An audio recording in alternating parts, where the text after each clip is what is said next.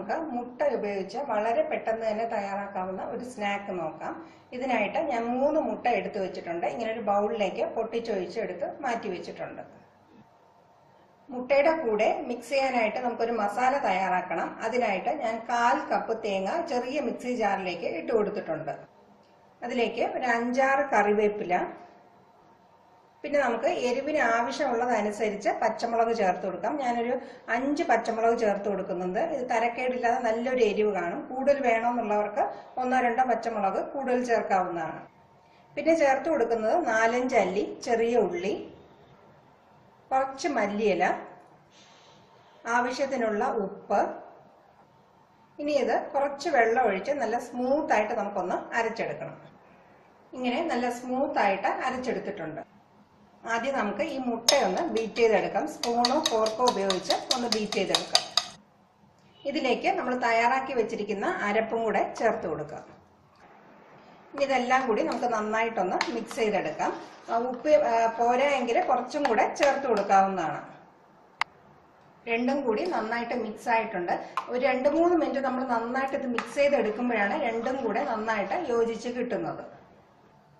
ഈ സ്നാക്ക് തയ്യാറാക്കി എടുക്കാനായിട്ട് ഞാൻ ഉണ്ണിയപ്പത്തിന്റെ പാന് ചൂടാക്കാനായിട്ട് വെച്ചിട്ടുണ്ട്. ഇത് നന്നായിട്ട് ചൂടായതിനു ശേഷം നമുക്ക് ഈ കുഴിയിലെല്ലാം കുറച്ച് വെളിച്ചെണ്ണ ഒഴിച്ചു കൊടുക്കാം. ഇതിപ്പോൾ നോൺ സ്റ്റിക്ക് ആയതുകൊണ്ട് ഞാൻ കുറച്ച് വെളിച്ചെണ്ണ ഒഴിക്കുന്നുള്ളൂ.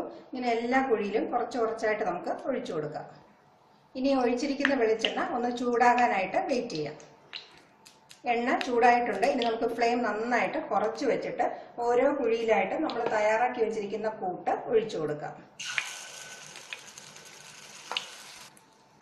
കുഴിയുടെ ഒരു 1/4 ഭാഗം വരെ ഒഴിച്ചു കൊടുക്കുക. എല്ലാ കുഴിയിലും ഫില്ല് ചെയ്ത് ഒഴിച്ചിട്ടുണ്ട്. ഇനി ഒരു മീഡിയം ഫ്ലെയിമിൽ വെച്ച് ഒരു സൈഡ് വെന്തതിന് ശേഷം മാത്രം നമുക്കിത് പതുക്കെ ഒന്ന് തിരിച്ചിട്ട് കൊടുക്കണം. ഒരു വശം ചെറുതായിട്ട് വെന്ത് വന്നിട്ടുണ്ട്. ഒന്നിങ്ങനെ നീങ്ങി വരുന്ന സമയത്ത് നമുക്ക് പതുക്കെ ഇതൊന്ന് നമ്മൾ ഉണ്ണിയപ്പമൊക്കെ തിരിച്ചിട്ട് കൊടുക്കുന്നത് പോലെ വളരെ സാവകാശം ഒന്ന് തിരിച്ചിട്ട് കൊടുക്കുക. എല്ലാം തിരിച്ചിട്ട് കൊടുത്തിട്ടുണ്ട്. ഇനി 2 വശവും നന്നായിട്ട് നമുക്ക് വേവിച്ചെടുക്കണം. ഒരുപാട് ബ്രൗൺ കളർ ആക്കേണ്ട ആവശ്യമില്ല, പക്ഷെ നന്നായിട്ട് വേവിച്ചെടുക്കണം. അതുകൊണ്ട് ഹൈ ഫ്ലെയിം വെക്കുകയാണെങ്കിൽ നിറം മാറത്തേ ഉള്ളൂ, അകത്ത് മുട്ട പച്ചയായിട്ടിരിക്കും.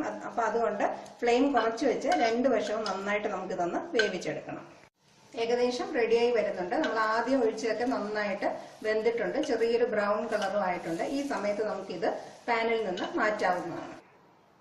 ആദ്യത്തെ സെറ്റ് തയ്യാറാക്കി എടുത്തിട്ടുണ്ട്. ഇനി നമുക്ക് ബാക്കിയുള്ളതും ഇതുപോലെ ഒന്ന് തയ്യാറാക്കി എടുക്കാം. വ്യത്യസ്ത രുചിയിലുള്ള ഈ സ്നാക്ക് തീർച്ചയായിട്ടും എല്ലാവരും ഒന്ന് ട്രൈ ചെയ്ത് നോക്കുക. ഈ വീഡിയോ ആദ്യമായിട്ട് കാണുന്നവരാണെങ്കിൽ എൻ്റെ ചാനൽ സബ്സ്ക്രൈബ് ചെയ്യാനും മറക്കാതിരിക്കുക. അതുപോലെ ലൈക്ക് ചെയ്യാനും ഷെയർ ചെയ്യാനും കമൻറ്റ് ചെയ്യാനും തീർച്ചയായിട്ടും മറക്കാതിരിക്കുക.